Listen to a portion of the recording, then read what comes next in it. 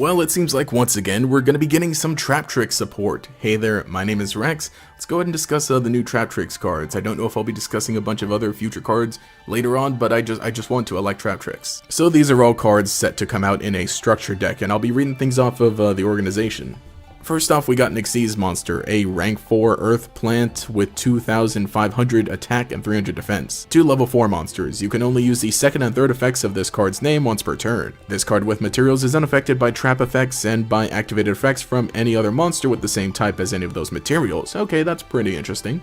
You can detach one material from this card, add one Traptrix monster from your deck to your hand. Alright, so interesting Xyz Searcher, basically King of the Feral Imps for Traptrix. And lastly, if a monster that is owned by your opponent is sent to the graveyard or banished by card effect, you can attach one of them to this card as material. Okay, so that makes a lot more sense with the first ability being able to also dodge monster effects, as long as it's the same type of one of the materials attached to it. Okay, pretty interesting. This one definitely going more on the offensive, getting a way to get your opponent's monster out of their own graveyard, but still having a good protection effect. We've also got a level 4 effect monster, Traptrix Arachnocampa, level 4 Earth Insect. You can only use the first effect of this card's name once per turn. During the main phase, if you control a Traptrix monster as a quick effect, you can special summon this card from your hand. Also, you cannot special summon monsters from the extra deck for the rest of this turn, except insect and plant monsters. So it'll basically just lock you into all of the Traptrix monsters anyway.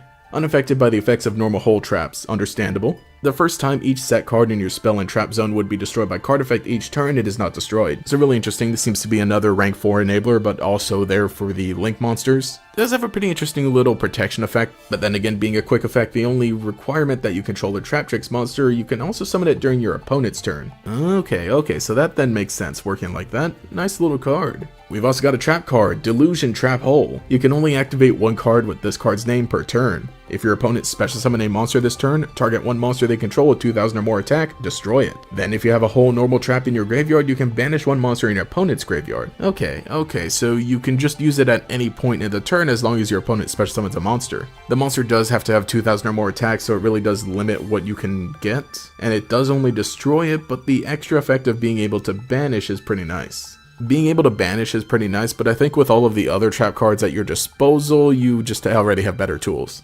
And then lastly is the new Link monster, Traptrix Adipus. Link 3 Earth Insect with 1800 attack. It's got arrows to the left, right, and down. Requires 2+ monsters, including a plant or insect. This Link summon card is unaffected by trap effects. Traptrix monsters you control gain 1,000 attack while you have a normal trap in your graveyard. Okay, interesting, so that at least puts it up to 2,800, and it'll give a pretty good boost to all the other little Traptrix monsters. Again, if you summon the quick effect one, then at least it's not just there with its small attack. And then it'll be able to protect your trap cards, which will then be your way of getting rid of opponent's monsters or protecting your monsters. Okay, I get how that works out. Once per turn, you can target face-up cards your opponent controls to the number of insect and plant monsters you control. Negate their effects until the end of this turn. Then you can banish one normal trap from your graveyard, and if you do, destroy one of the targeted face-up cards. Okay, so effect negation is pretty cool, but the fact that it has to be used on your turn is just kind of slow. Being able to destroy one of the monsters is also kind of neat, especially after you negate its effects. But it still does target, so